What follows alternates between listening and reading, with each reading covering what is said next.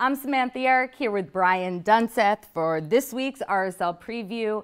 This week, RSL is heading to the nation's capital to take on Eastern Conference opponent DC United. Dunny, this DC team, very different than the one RSL faced back here in 2018. They've added Wayne Rooney, Bill Hamid is back, and hey, they have a new home, Audi Field. What has stood out to you about this DC United team? Yeah, to be quite honest, everything. You know, for the longest time, you look at arguably the most iconic club in the history of Major League Soccer, and maybe that's just because I'm an old head who came into MLS back in the day in '97, but there was something iconic about the club. Marco Echeverri, John Harkes, those type of players, and then on top of that, what RFK Stadium was back in the day. And I always kind of joke around the heat and humidity, the smell of the grass, the Barra Brava, the DC United, the smell of maybe some stale beer, some old peanuts, and kind of the ghost of animals that were haunting RFK. And by the way, when you went into the broadcast booth, when you went into the broadcast booth, there were always wasps. You had to like duck under, and the wasps were always coming in. But there was something like pure about it. And then to see what Audi Field has meant to the club. It's one thing to have a stadium, it's another thing to make additions during the summer, but to put together this run that this team was on last season, I think was absolutely incredible. And a lot of the credit obviously goes to Dave Casper and Ben Olsen, but I think more importantly, seeing the effect of Wayne Rooney and Bill Hamid, those two in particular, I think it changed the entire scope. And there was a lot of work to do to make the playoffs. And each week he said, no chance, well, maybe, ooh. And then all of a sudden you're like, holy crap, they're a playoff team. It was incredible to see that second half of the season push. So Ben Olsen, in his 9th year in charge of this team, he only professionally played, I think he went over to England for... Yeah, Nottingham Forest. You know, and then before that, DC United. This is a guy that literally has spent his entire career with one club.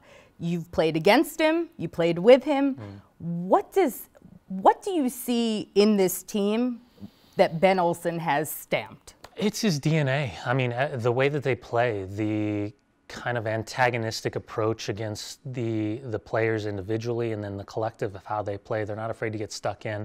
They're going to battle throughout the course of the 90-plus minutes on the field.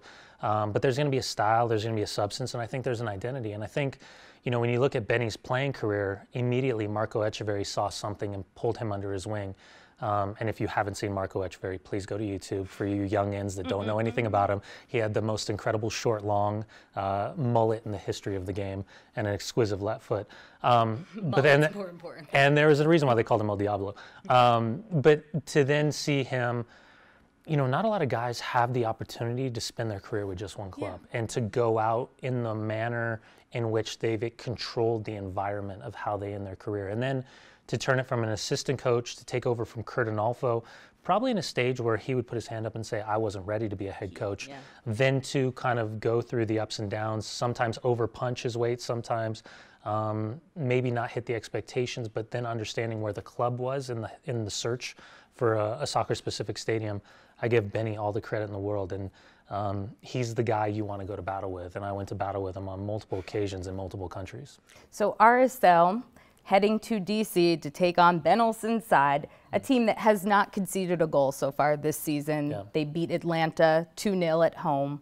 What is it going to take for RSL to break through, break down Bill Hamid, and leave there with 3 points? When you bring up Bill, I mean, you talk about one of the most agile keepers and incredible shot stoppers in the game. And just even when you think you've beat him, he has this insane ability to kind of reach behind him and still make the save. So his reactions are incredible. And he's a good communicator. He's a good leader in the back. But this is a 4-2-3-1. It's the exact same formation, which is kind of the formation of choice right now in Major League Soccer that RSL plays. So I think it's going to be two teams that defensively are going to want to absorb, not sit back, but want to absorb pressure. And then once possession is turned over, I think both of these teams in a very similar manner will try to thrust forward. With Rooney playing the .9, it's going to be kind of similar at times to Daimir. Daimir is going to play high, Daimir is going to drop in, it's going to cause some confusion. This is a DC team that can hit you with inverted second runs. And then set pieces. I think set pieces and the battle in the midfield are just a couple things to keep an eye on. All right, well, be sure to watch out for all of those things Dunny has just highlighted when RSL takes on DC United this Saturday. Pre-game show starts at 5:30 p.m. Kickoff is at 6 p.m. You can watch on KMYU or the KSL TV app.